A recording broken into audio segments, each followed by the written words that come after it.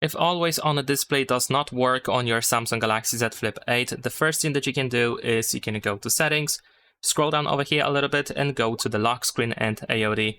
Afterwards, you should be able to go to always on display, and the first thing that you can do is simply turn off and turn on AOD. Sometimes simple turn off and turn on can be quite helpful, and it might solve some issues with AOD not working properly.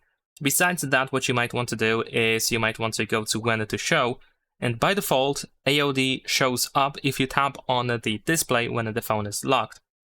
So what you might want to do is you might want to switch to always or maybe automatic. We're gonna stick with always just for now, just to see if AOD works at all.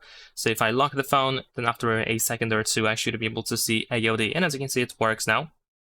But of course, if it actually works, you might want to switch to automatic. So here it says that we can show AOD all the time unless the phone detects that you are sleeping or that it's face down or in a dark place and hasn't moved for at least 5 minutes.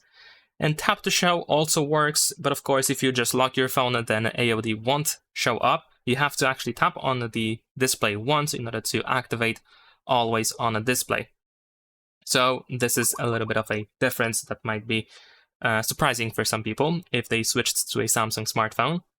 And also, if you decided to use a custom clock and image, so if you, for example, used Galaxy Themes app to get a custom AOD, then you might want to enable show lock screen wallpaper, which removes the downloaded AOD.